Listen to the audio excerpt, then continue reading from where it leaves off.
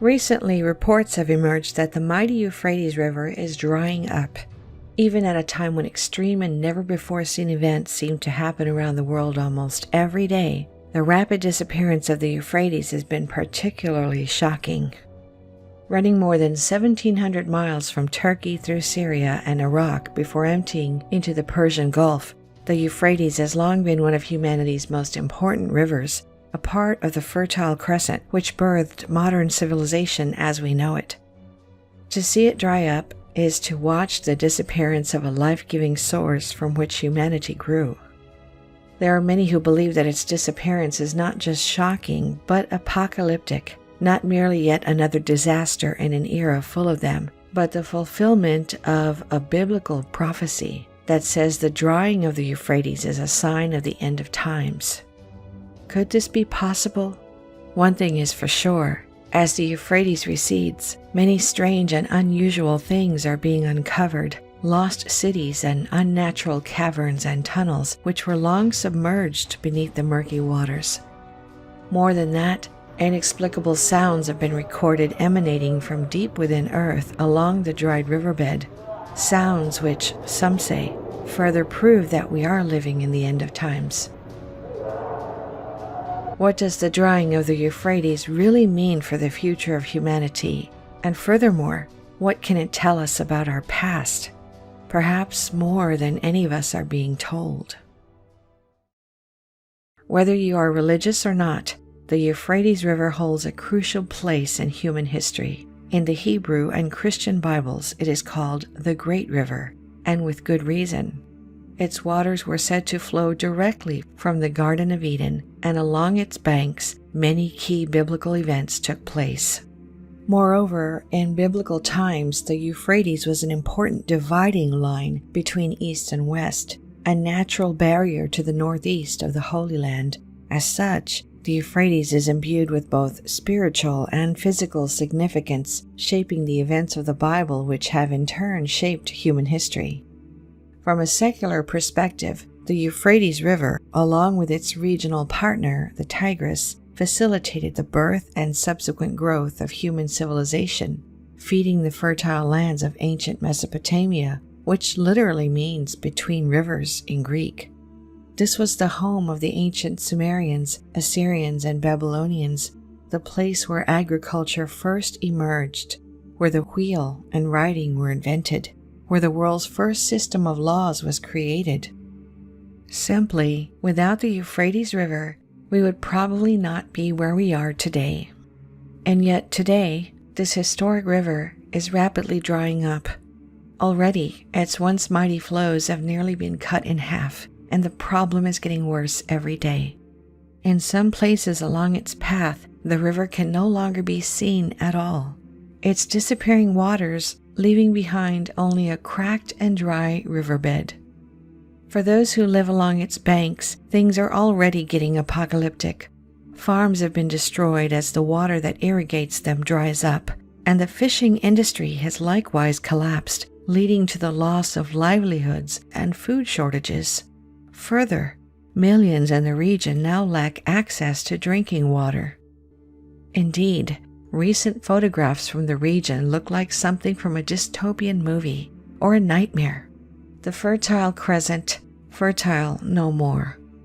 But there are some who say that this is just the beginning, that the disappearance of the Euphrates will not only impact those who live along its banks, but every single human being on Earth. The reason they say this is that the drying of the Euphrates appears in the Christian Bible as a sign of the end of times, a precursor to the final battle of Armageddon. The relevant passage appears in the book of Revelation, the final book of the New Testament, which contains a series of prophetic visions describing the signs which will indicate that the end of times is upon us. One of the last of these signs, set to appear just before Armageddon, is detailed in Revelation chapter 16. The sixth angel poured out his bowl on the great river Euphrates, and its water was dried up, to prepare the way for the kings from the east. These kings from the east will come to participate in the battle on the great day of God the Almighty, the final battle of Armageddon. Could the drying of the Euphrates really mean that this final battle is upon us? Furthermore, who are these kings from the east, and what would their arrival mean for humanity? To begin to answer these questions, one must look elsewhere in the book of Revelation, to another prophetic sign which indicates the end of times is upon us. In Revelation chapter 9, we read, "The sixth angel sounded his trumpet, and I heard a voice coming from the four horns of the golden altar that is before God. It is said to the sixth angel who had the trumpet, 'Release the four angels who are bound at the great river Euphrates.' And the four angels who had been kept ready for this very hour and day and month and year were released to kill a third of mankind. The number of the mounted troops was twice 10,000 times 10,000. I heard their number. It is a terrifying image, an army of 200 million. For comparison, the total number of soldiers who fought in World War II was about 70 million, and 1/3 of humanity dead, which today would mean more than 2.5 billion people. And yet, living aside the gruesome ending of the passage, what jumps out is its beginning: the four angels who are bound at the great river Euphrates. As the water of the Euphrates began to hastily recede, numerous strange caverns and tunnels emerged, seemingly carved out of the rock along the riverbed and extending into the earth. Immediately, some made the connection between these caverns and tunnels and Revelation chapter 9, suggesting that they must be where the four angels are bound. But that's all it was, a suggestion. Until recently, when something astonishing happened. In late 2022, archaeologists studying the dried Euphrates riverbed suddenly noticed inexplicable and terrifying sounds emanating from the deep within one of the tunnels carved into the rock. Listen for yourself.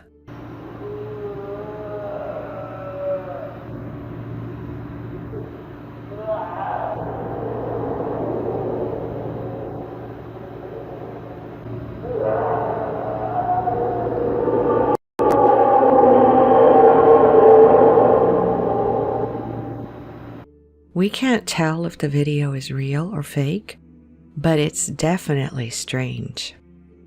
Could these be the sounds of four angels who are bound? And has the drying of the Euphrates brought their release near and an incomprehensible slaughter to our doorstep? Many theologians and Christian scholars say no. These are not the sounds of the four angels mentioned in Revelation, and in fact, the drying of the Euphrates, which is currently taking place, is not a sign of the end of times. This, they argue, is because the drying of the Euphrates mentioned in Revelation does not happen independently, but rather in a specific context as the sixth of 7 bowls. These bowls are events which represent God's wrath, each happening one after the other as part of a period of tribulation, which culminates in the final battle of Armageddon. As one scholar put it, so is what's currently occurring to the Euphrates River a fulfillment of the 6th bowl judgment in Revelation 16? No.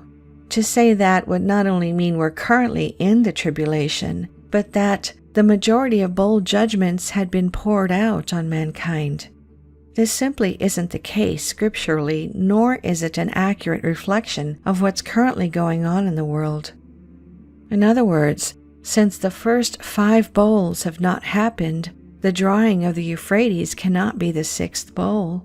It does not mean the apocalypse, regardless of what strange noises are coming out of the earth. But is this true? Can we really say that it simply isn't the case that what's currently going on in the world reflects the bowls of Revelation?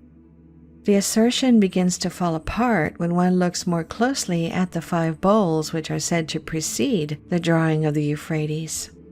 The first angel went and poured out his bowl on the land, and ugly, festering sores broke out on the people. In a world which is still feeling the effects of a years-long global pandemic which left millions dead and caused pain and suffering for many millions more, it might be fair to ask whether this prophesied plague has taken place. The second angel poured out his bowl on the sea, and it turned into blood like that of a dead person, and every living thing in the sea died. It was already no great secret that the world's ocean ecosystems were struggling thanks to pollution, climate change, and overfishing. But then, a few months ago, scientists stunningly announced a looming mass ocean extinction, threatening, as Revelation might put it, every living thing in the sea. The third angel poured out his bowl on the rivers and springs of water, and they became blood. All around the world, rivers, lakes, and underground aquifers are drying up or becoming too polluted to use. Humans have dumped waste and leaked nitrates from fertilizers into freshwater supplies, ruining them for drinking or agriculture, while human expansion has meant that half of the world's wetlands, those natural water filters, have disappeared. Today, well over 1 in 4 people around the world do not have access to water. For them, water is like the blood of a dead person. The fourth angel poured out his bowl on the sun, and the sun was allowed to scorch people with fire. They were seared by the intense heat, and they cursed the name of God. The last decade has been the hottest in recorded history. It should surprise no one who has been outside during recent summers that in 2021 and 2022, nearly every country on Earth set all-time heat records. When the Washington Post runs headlines calling Earth the red-hot planet, they may as well be referencing the intense heat, which feels like it is allowed to scorch people with fire. The fifth angel poured out his bowl on the throne of the beast, and its kingdom was plunged into darkness.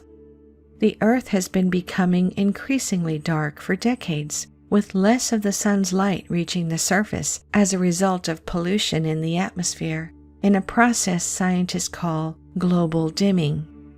One need only glance at recent headlines to see how this dimming is impacting the world.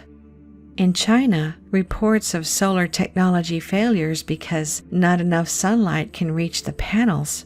In India, people are attempting to offer prayers to a sun struggling to shine through smog.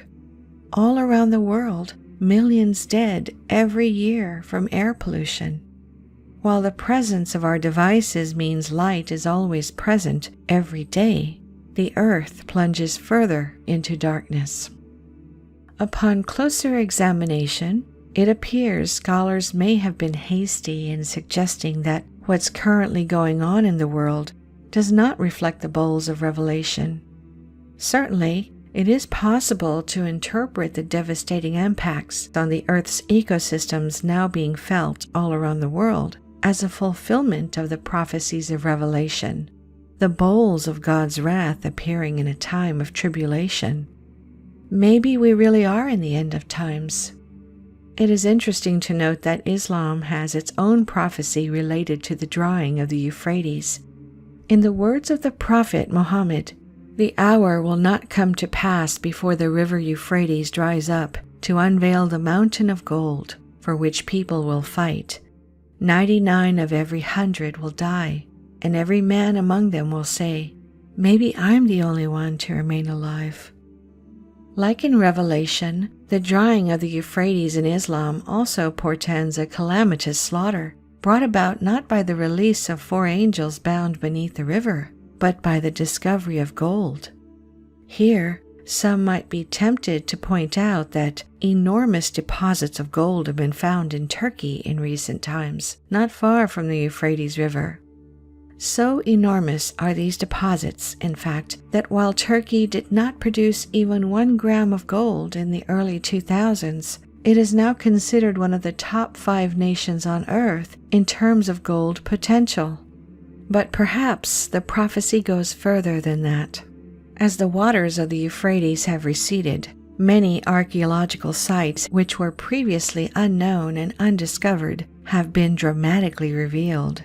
cities and castles and cemeteries which have been lost for thousands of years, things which archaeologists who have worked in the area for their entire careers admit they have never seen before, sites stretching back to the Romans, the Sumerians, and even further than that.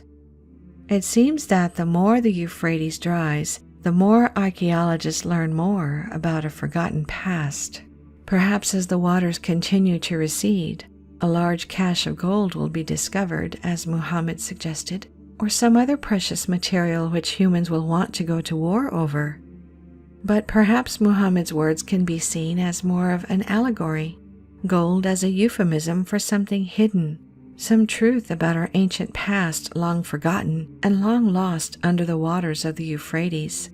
Perhaps the apocalypse will come not for human beings, but for ideas and beliefs.